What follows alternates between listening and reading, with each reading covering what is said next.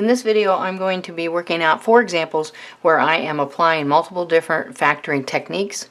I am going to assume that you have completely went through a chapter on factoring, so you know all of the basic types, such as factoring a trinomial by either guess and check or slide and divide, that you have factored by grouping, that you've done difference of two squares, that you have factored using a U-Substitution method, because I'm just applying all of these all in one, not actually teaching those individual techniques, just showing lots of examples where you have to do more than one factoring thing in order to completely factor a polynomial expression. So with that being said, then I'm going to start here with this first one. A raised to a 2n plus 2 minus an a raised to an n plus 2 minus 6a squared. Alright, so with any factoring of any polynomial, you should always look to see if there is a greatest common factor. Now, with these exponents being binomials, sometimes it's hard for people to see what the individual factors are. So I might suggest taking each one of these and factoring the expressions first. Alright, you're going to have to recall laws of exponents to be able to do this. This is an exponent, this is a base with an exponent that has something that has been added. So that really is applying the rule: when multiplying like bases, we add the exponents. So I should be able to come up with two bases of a's with exponents that when I add them, I would get a 2n plus 2. So that's going to be an a raised to the 2n times an a raised to a 2. Alright, that's applying that rule. So I've taken this first term and I have factored it into two things using laws of exponents. When multiplying like bases, I add those exponents, which would give me a 2n plus 2. Okay, then I'm going to factor this one in that same way. I will have an a to the n times an a squared, because when multiplying two like bases, I add the exponents. That would give me that n plus 2. This over here does not need to be factored. I've just got a factor of a 6 and a factor of an a squared. Now, if I take the time to factor each one of those terms, then it's going to be easier to see the greatest common factor of an a squared. So I'm going to take an a squared out. Alright, in this first term, I would be left with an a raised to the 2n. In this middle term, taking that a squared out, I would be left with an a to the n. And taking the a squared out here, I would be left with a 6. Okay, now at this point, I've got a trinomial. Alright, and it's a pretty simple trinomial. I've got a 2n there for that exponent and n there. You could go to the trouble of doing a U-substitution on this because the exponent here is half of the exponent here. Or hopefully you can just realize this trinomial is going to be broken up into two binomials, and my term would have to be an a to the n times an a to the n here to get an a to the 2n. Then basically you're looking for some guess and check here. Two numbers that multiply together to be -6 and add together to be -1. That's going to be a -3 and a 2. So I can do a +2 here, and I can do a -3 right there. Okay, on the second example, very, very similar in nature to this because I've got some exponents up here that are binomials. So again, alright, it might be very helpful to take this first step and break this up into its factors. So this would break up into a 3 times an x to the n times an x squared. And then minus 10, breaking this one up, x to the n times an x to the first. And then on the n, 3 times just the x to the n. Alright, writing it like that, you can hopefully see you've got an x to the n in each one of those terms. So taking that out, x to the n, taking that out, here I would be left with a 3x squared. And then minus 10, taking that x to the n out, I would just have an x. Taking the x to the n out here, I would be left with that 3. Now looking inside here, I've got a trinomial. You know it's going to factor into two binomials. The method in which you do that, totally dependent upon how you were taught. You can do traditional guess and check. You can do a lot of different techniques I've seen with a cross and people putting the different things in there to come up with the terms. I generally prefer a slide and divide method. Okay, so we'll real quickly do that and show you the steps to that. X to the n is going to stay there. Alright, now if I'm going to slide and divide, I slide my 3 in front down to here, the 3 over here. 3 times 3 is going to give me a 9 on the end. If I do the slide part, then the 3 is gone. So then I'm going to have an x squared minus a 10x and plus a 9 because I slid it down there. So let's put slide right there. Okay, now on the divide part, because the method is called slide and divide, because I slid the 3, I now have to then eventually divide by 3, and I can't forget that. Alright, before I have to do that, I'm going to now take a look at this trinomial with a leading coefficient of 1, which most people can factor relatively simply, an x and an x.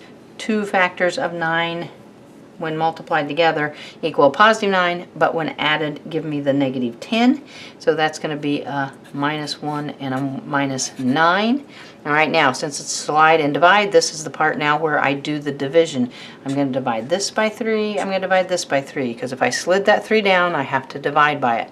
Now a couple different things are going to happen. Either this is going to divide out evenly like it does here, or it does not divide out evenly here, in which case I'm going to take that 3 and move it in the front.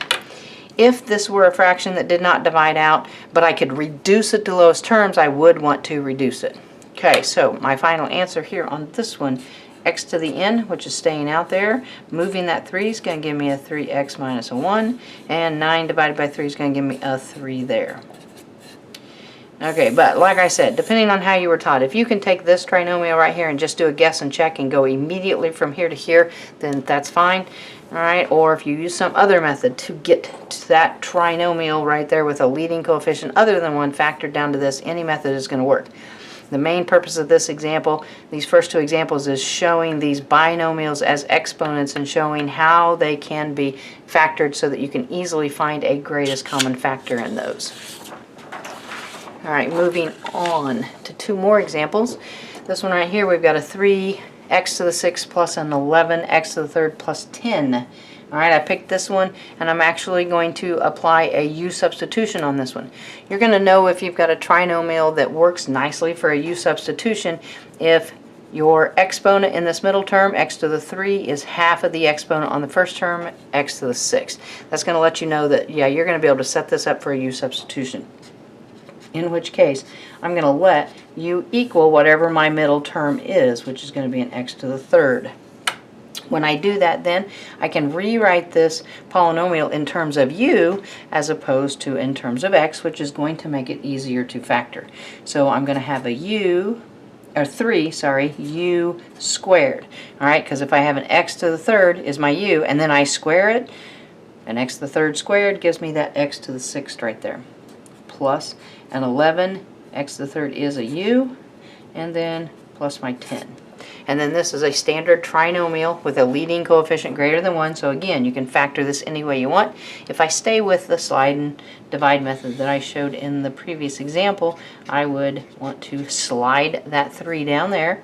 That'd give me a u squared plus an 11u plus 3 times 10 is going to give me a 30. Now I can very easily factor this because it's a trinomial with a leading coefficient of 1. 2 numbers that multiply to 30 but add to 11 is going to give me a plus 5 and a plus 6. Alright, now I cannot forget the divide part, so I've got to divide by the 3 and divide by 3. 6 divides by 3, nice and even here. It does not here, which means I've got to remember to pull that 3 up in front right there. So factoring now, I will have a 3u plus a 5 and a u plus a 2.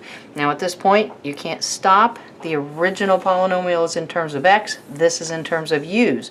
So you've got one more thing you have to do, replace that u with what you set it equal to here. So let's put replace u equal x to the 3rd. Alright, this is a simple replacement here because I just have a single u in there. So it's now going to be a 3x to the 3rd plus 5 and x to the 3rd plus 2. Alright, now why would you want to necessarily do a u substitution when some of you could realize that this first one is just going to be an x to the 3rd and an x to the 3rd, and you know you have 2 binomials that you have to multiply together to get the answer.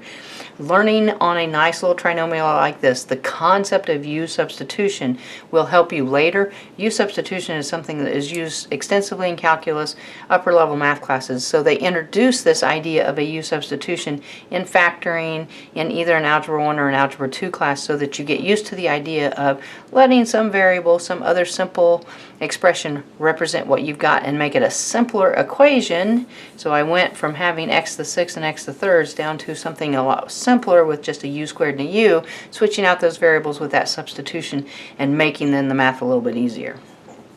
For this last example, alright, I've got just a standard 4 terms. Alright, generally when you have 4 terms, you try factor by grouping first, in which case you always try to group them in the order that they are already given to you. So I would group together the first 2, and then I would group together the second 2, keeping that negative sign with that term so that I remember that it's negative.